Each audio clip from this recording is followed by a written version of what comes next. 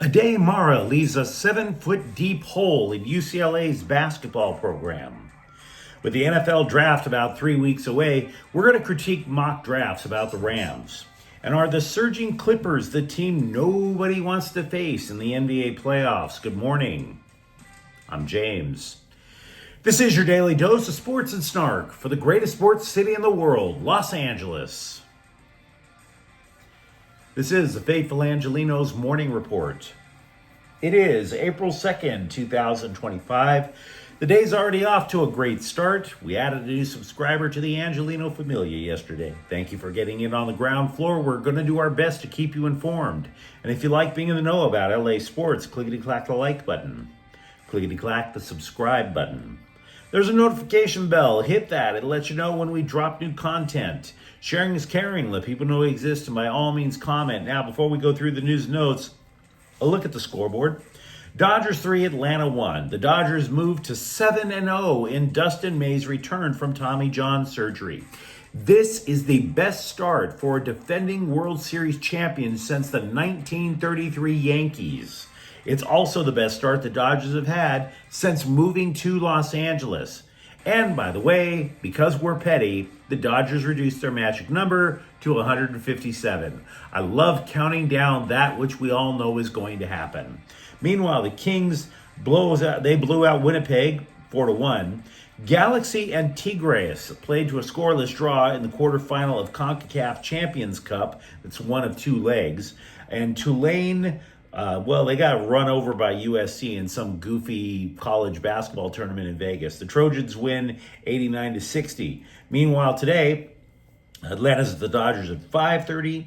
New Orleans is in town to play the Clippers at 7:30.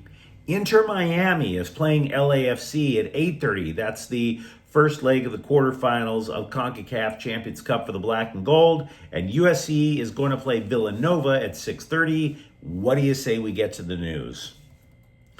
Aday Mara will not return to UCLA basketball, which, if the Bruins don't tend to that little problem, that's going to leave more devastation than your average arson attack at a Tesla dealership.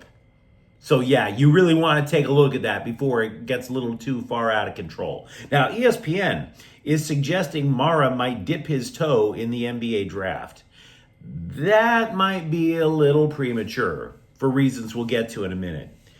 You can indicate all you want, whether or not you want to be drafted, but you can always pull back and go back to college before a deadline. So let's not jump the gun about the NBA. Now, other UCLA players have done that. They said, yeah, we want to get drafted, and then they pulled back. So that's not really the reason, in my opinion. By the way, I don't think he is going to get drafted, even if he does declare. If he does, it'd be super late second round, because he's a teenager. And oh, by the way, he's off the bench at UCLA. This is like the same thing that Bronny James had, right? When he was over at USC. He was never a starter for the Trojans. And let's be honest with ourselves. We all know that the only reason that he got drafted by the Lakers was because of his dad.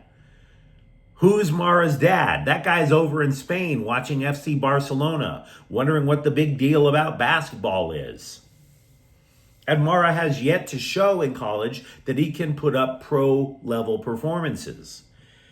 Now, provided, of course, he doesn't decide to make the mistake of going into the NBA draft, he's going to be one of the most coveted players in the portal. Why is Mara leaving then? We don't have to overthink this. It's money. In the continuing uncertainty that has been brought about by name, image, and likeness, NIL, players have the chance to renegotiate their deal at any time. This is the flip side of pro sports, and we've been talking about this regularly. The owners have the advantage in virtually every contract that they get into, because in the NFL, for example, contracts are shredded more often than the records in the catacombs of the White House, right? In college, a player just sticks his hand out for more cash whenever he damn well wants it. If it weren't the rules that were set up, you'd be tempted to call this little setup extortion. Now, even if he rode the bench like Mara did for last year, he can stick out his hand and demand more. The guy barely averaged 6 points per game last year. Now look, it is true that he dropped a 22-point Moab on Wisconsin. But to impress NBA scouts, you have to have consistency. So let's all put all that info into the blender, and here's what comes out. It's a loss. It's a big loss for UCLA. We can't whitewash this. Not only was Mara most likely going to start next season, he was the biggest basketball player the Bruins have had in 3 decades. That matters in basketball. Height makes right. You can't all be Steph Curry. UCLA, for example, was eliminated in the NCAA tournament by Tennessee, in part, no small part, because Tyler Bilodeau was their starting big man and he was just 6'9". He was shorter than both Volunteers post players. He was overmatched. So of course you imagine Mara getting a starting spot with UCLA next year. You continue to have growth in his game. It opens up all kinds of offensive options for whatever team he was on because he passes well. Instead, UCLA just lost its 5th player to the portal, including one guy who started and 2 essential reserves. Now look, as a side note to my little rant, please don't set fire to Teslas. You can go to jail for that for a long time. Just saying. Not to sound like your dad giving you life advice, but if you do want a pro tip, don't set fire to Teslas. Just don't do it. Orange man, no likey, fire to Tesla. I used to drive myself batty looking at NFL mock drafts. You ever do that? You ever get down to that hole of despair known as the NFL mock draft? The reason that mock drafts are, if your team wins the Super Bowl, you give a damn about the mock draft. You got what you wanted, right? All us other suckers, we're just pouring through trying to get some data that we know is not real. And the reason mock drafts are terrible is because the guy creating the mock is simply looking out for cheap clickbait. Okay? Even people who you think would know about the Rams, in other words, the LA Times, completely ignore what they prioritize. They don't know how every NFL franchise builds a roster. They just look from a list of so-called team needs. Oh, who's the best player available from these team needs? And from that, bingo, instant clickbait. Even the Times is trying to tell you in their mock draft that the Rams are going to take a cornerback. They're not. Look, I'm not right about everything. If the Rams do wind up taking a cornerback, I will be the first to tell you I was wrong. I am super duper confident the Rams are not taking a corner for a variety of reasons. For one, defensive coordinator Chris Schuler runs a lot of cover 6. And a couple of years ago, we broke down what cover 6 coverage is. It is highly complex. It is mixed coverage. For defensive backs, for rookie defensive backs, to figure out what the coverage is just moments before the snap, that's a risk. That is a massive risk for a rookie. Moreover, since 2017, the Rams have spent their first pick on an offensive player. Offensive. Way more often than defense. Since only 2 times have the Rams spent their top pick in any draft since 2017 on a defensive player. Now, this brings up the second idea that other mock draft scribes forecast for the Rams. Since it's probably not going to be a cornerback, if it's most likely going to be offense, do they go for the successor to Matthew Stafford? Now, you'll see the name Jackson Dart a lot in these mock drafts. Dart spent a year at USC. He finished at Ole Miss. And they believe he may be available at pick 26. Now, aside from the fact that I don't believe he's going to be available, it is possible Dart could be a Ram. Hell, another team might overpay the Rams for the 26th pick if they think they can land Jackson Dart.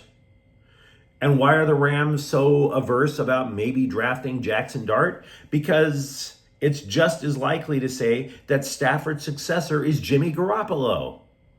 The guy got the Niners to a Super Bowl. Sean McVay said he hasn't studied college quarterbacks a lot for that very reason. Now, if you look at the Rams, the defensive line is set, so it's unlikely they do that. They don't invest a lot in linebackers. We already mentioned defensive backfield, while a need is not particularly likely.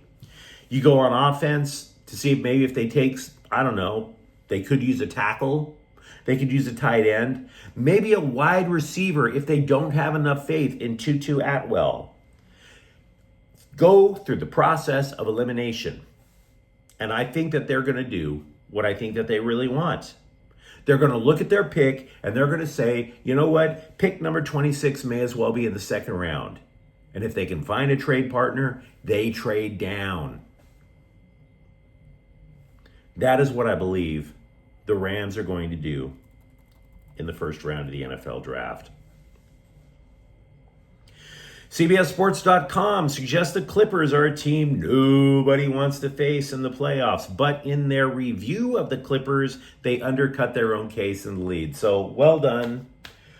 Great writing, because it wasn't even in the first paragraph where they undercut their logic.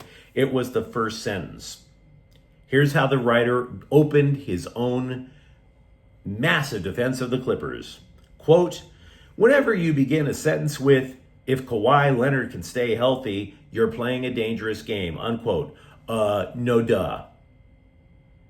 No duh.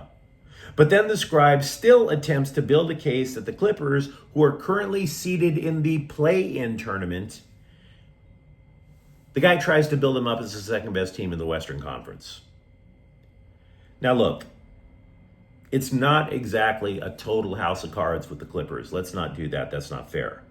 Because, for example, right now, Leonard is blazing hot shooting the ball. If they stay on their current pace, the Clippers even have a shot to move up into the 5th seed just in time to the playoffs. They've won 11 of, let's double check that number. They have won 11 of 14, right? In addition to that, 2 of the wins came against Oklahoma City and Cleveland. And one thing that is not mentioned prominently in the story at all, the emergence of Norman Powell, who doesn't even get mentioned, by the way, until the 11th paragraph, which is bizarre because he's a major part of their plan. Powell's been absolutely fantastic. But here's the problems that are facing the Clippers. It is not that much of a guarantee to say that it's a terrible thing to say they're the second best team in the Western Conference for the following reasons. One, obviously they're not better than the Thunder, but I'm skeptical that they're better than the Lakers. Everybody forgetting about that guy named Luka Doncic, LeBron James, Austin Reeves, though that trio is arguably the most effective offensive force right now in the NBA. Not that they have enough all over to win the title, but try to stop those 3. That's a difficult ask. Second reason, 5th seed means you do not have home court advantage. Maybe they play the Lakers and there's no plane flights in the first round. Maybe that'll help them. 3, the next time James Harden becomes a positive playoff factor will be the first time he becomes a positive playoff factor. And then 4th reason, of course, is Kawhi Leonard, because his season has ended in the playoffs for 3 consecutive seasons. So again, I'm not trying to clown the Clippers. I understand wanting to be optimistic if you're a Clipper fan. But again, you have to remember the scribe's very first words in his, the Clippers are elite argument. Quote, whenever you begin a sentence with, if Kawhi Leonard can stay healthy, you're playing a dangerous game. I do not believe in the LA Clippers. No snark, not trying to troll you. As you guys know, I've been working up in Oregon for months. Oregon is a truly depressing place, partly because when the sun comes out, it's major news. It makes me happier to know that on some tiny level, that USC has contributed to this state's unhappiness, a state that is known for letting themselves and everyone around them down. It's just a state of disappointment. The Trojans swiped defensive tackle pledge Tamahini Topui for the Ducks, which is adding to what is already the number one ranked recruiting class of college football for 2026. Topui is considered a true nose tackle at 330 pounds. He's the third best defensive tackle in the class of 2026. The 10th commit, by the way, ranked in ESPN's top 300, and he's the third best defensive lineman. So win, win, win, win. 17th overall player to join the USC Trojans in the recruiting class. Now, would he switch again? Commits have been known to do that. And it is possible, but he's from California. He plays for Mater Dei.